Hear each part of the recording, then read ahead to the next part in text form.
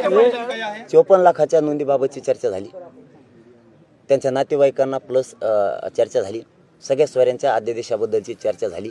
आम्हाला तिन्ही अत्यंत गरजेचे आहेत।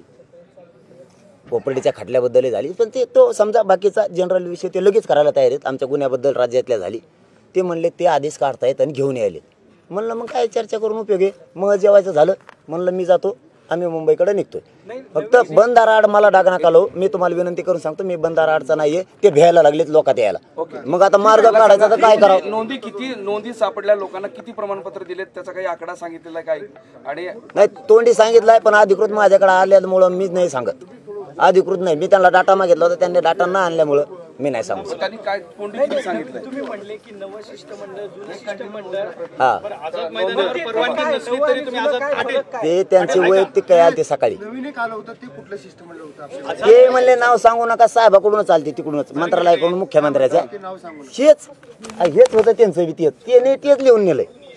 हे आता आले परवाचे हे साहेब, त्यांनी तेच लिहून नेलं। आता घेऊन येणार आहेत, तेच घेऊन येणार आहेत। मला फक्त वारंवार तेच होत आहे, म्हणून की मला हे सांगा की कंटाळा येतो या सगळ्या गोष्टीचा, की तुम्ही वारंवार म्हणतात की आम्हाला आरक्षण पाहिजे, सगळं काही 3-4 महिन्यापासून जे काय तेच असतं। तुमच्या शब्दालाच आपलं प्रमाणे कंटाळा खरंच आलाय। शेवटचा केलं प्रयोग आता, ते म्हणले तिकडे भ्यायला लागलो, तर म्हणलं मी भाकर खाता बोलू, मला फक्त एवढंच, मी लय प्रामाणिक, मला डाग नका लावू। नाही सत्यता, एक माणूस म्हणून बोलतो, तुमचा पत्रकार म्हणून विचारणं गरजेचं आहे।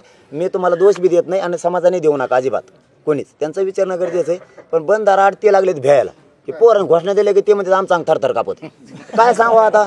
मग आता आडून जावं, आता इकडून मला भेवे नाही जावं तर तिकडून हे परवानगी दिली, परवानगी घेतली तिथल्या आमच्या बांधवांनी, त्यांनी सांगितले, एक बाजू सुद्धा दिली त्यांनी आझाद मैदानची, तिथं स्टेज लावणं चालू आहे, पोलीस बांधवांनी त्यांना दिली असं त्यांनी मला आत्ता सांगितलंय। वाटल्यास तुम्ही वीरेंद्र पवारांना विचारा दिली का, म्हणजे त्यांच्याकडे ते कागद आहे, ती नोटीस याची आहे असं ते पोलीस म्हणले। बॅबी वाचेल नाही, त्या नोटीशीत त्यांनी मला सांगितलं, मी वाचली नाही, उठलो होतो मी, नेमके कपडे घातले, मला जायचं होतं।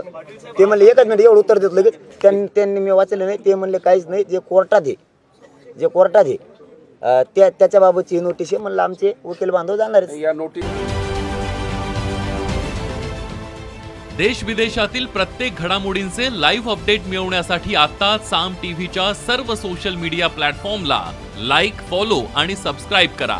तसंच सर्व नोटिफिकेशनसाठी बेल आयकॉन प्रेस करायला विसरू नका।